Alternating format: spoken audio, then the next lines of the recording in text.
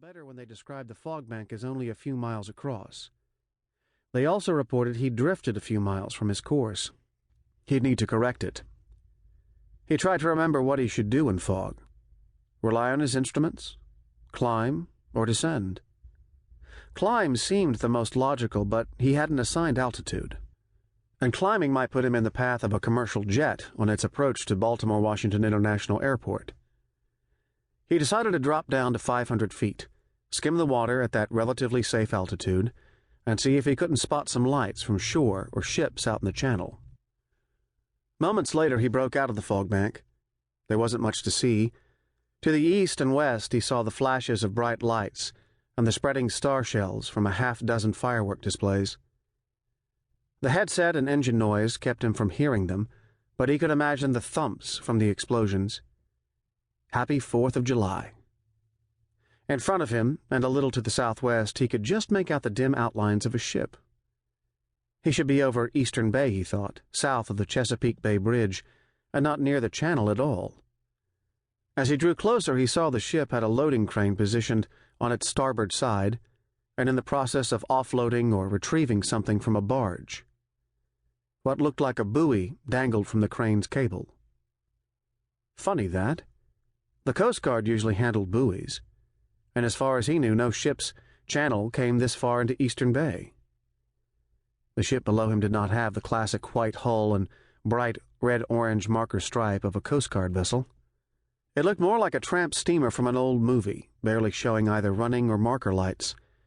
And what would anyone be doing on the 4th of July in the middle of the night and so close to shore? Not positioning a buoy, certainly. He put his right wing over and started a lazy turn around the ship. The fog bank still lingered over most of the bay behind him.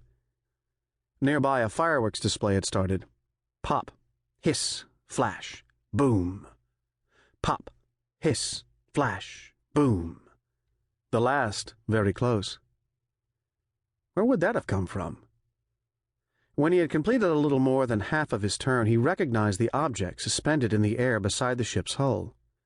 He scrabbled for his cell phone, aimed the phone's camera lens toward the ship, and pressed the capture button repeatedly. He opened the phone and speed-dialed. 1 ring. 2. Come on, come on.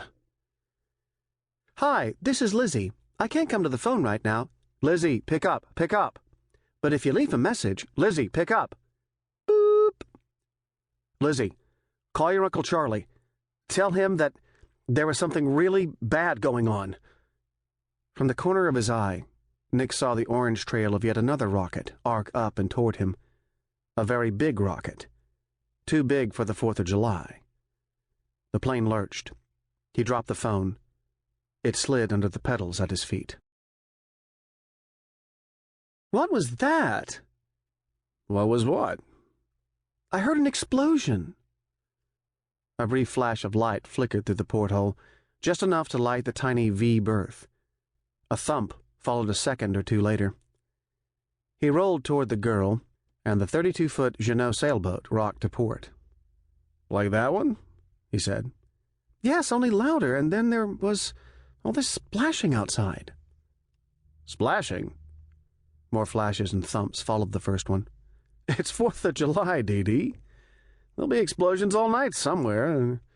The splashes are probably caused by a school of fish breaking the surface. Hell of a big school, then. It sounded more like people doing cannonballs off a high board. Louder, even. If a school of big fish, rockfish, say, were after a bunch of smaller ones and they all broke at the same time, you think? I don't know. Maybe. I'm going on deck to see the fireworks. That's why we sailed over here in the first place, isn't it? If it hadn't been for the fog, and if we could see the flashes, it must have lifted or something. Stay here and I'll show you some fireworks. She laughed and stood up on the berth. The forward hatch was open, so her head and shoulders cleared the deck line. Wow, you should see this, Ralphie. She climbed on deck, and he felt the boat rock as she made her way to the cockpit.